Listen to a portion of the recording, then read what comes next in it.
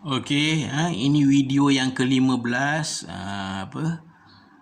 bab bab 3 induction machines. Okey, continue with power flow diagram of induction motor. So power flow ni you kena hafal dan mesti tahu lukis power flow diagram because from the power flow diagram kita boleh solve the problem to find the value of power and losses kan. Okey, kan tadi kita stop sampai habis kita elaborate dia punya power. Now look at the nota additional note. Ni saya letak we know that omega equal to 2 pi f. Omega is the speed in radian per second. So omega r actually is omega m lah, rotor, r rotor, m motor.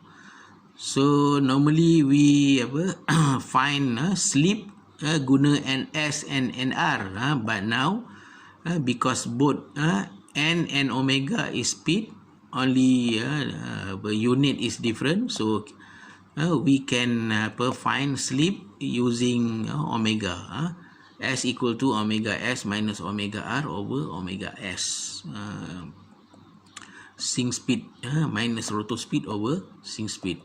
Cuma unit S tak ada unit, tapi speed ni dalam unit radian per second. So omega r, so from here we can simplify omega r equal to omega s time 1 minus slip. So okay, from this flow diagram, so in between input power and net output power there are 7 type of losses. So we know the formula of formula power of transformer and machine. Input power equal to losses plus output power. So since this induction motor, ini induction motor, don't forget kan, motor dia banyak losses, generator dia kurang sikit jenis-jenis losses. So kan we know there are 7 types of losses in between input and output power. So losses equal to stator copper loss plus core loss plus air gap power plus rotor copper loss plus converted or motor or mechanical power plus friction loss and windage loss plus miscellaneous loss. Miscellaneous loss or another name is stray loss. Okay, finish about the power flow diagram. Then okay, go to the next page. Saya punya page ni page 61. Kamu punya page berapa? Page yang berapa? Kamu tengok sendirilah. Okay, look at example 5. Okay, kan this is induction motor. Okay, consists of 10 poles, frequency supply 50 Hz kan, motor with Y connection. Y connection actually is star connection. So this is 3-phase induction motor. And the power actually power 60 kilowatt. Kita tengok nanti dia apa power. Tak silap saya rated power.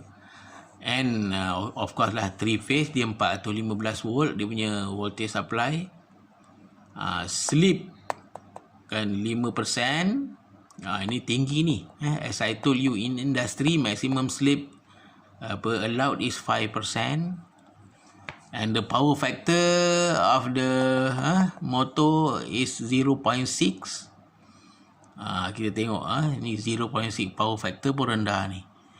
And tapi ini contoh sajalah.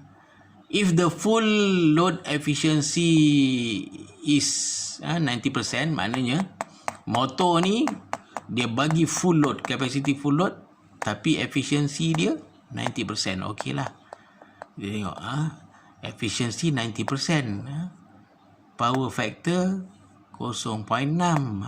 Ini contoh ni tak relevant lah. Kalau efficiency 90%, dia punya power factor mestilah greater than 0.85. Tapi ini sebab semata-mata contoh, dari segi realistik ataupun logik, dia tak logik lah. Kalau 90% efficiency, power factor dia bukan 0.6, dia mesti 0.85 ke atas. Okey, cari input power, line current, phase current, kan, speed of the rotor, NR lah. Dia nak dalam RPM, maknanya NR, bukannya omega R. And frequency of the rotor, kita dah go through before, FR. Torque developed by the motor, TM lah, TM kan. Dia ada syarat, if friction and windage loss is 0, kan. So apa ni, friction and windage loss, okay, we can negligible. Okey, ini saya tulis formula asas for star and delta connection. So kita punya example ni, motor guna star connection. Okey, kalau star, ini formula dia. Phase current equal to line current. Phase voltage equal to line voltage over Z3. Kan, for delta connection, voltage dia same, phase voltage equal to line voltage, current dia pula different. Phase current equal to line current over Z3, kan. 1 over Z3 sama dengan 0.577. Okey, kalau formula power either star or delta, kan, formula power dia same. Input power, kan, either Z3 VLIL cos phi p, or ini cos phi ataupun theta sama. Kadang-kadang saya guna simbol phi, kadang-kadang saya guna simbol theta, sama. Or 3 VP IP cos theta p. So for formula power either star connection or delta connection, dia punya formula input power dia same. Cuma beza dia current and voltage. Masa delta connection, current dia berbeza lah. Phase current and line current dia berbeza. Voltage dia sama. Kalau star connection, current dia same. Either line or phase current dia sama. Tapi voltage dia berbeza. Kan, phase voltage dia tak sama dengan line voltage.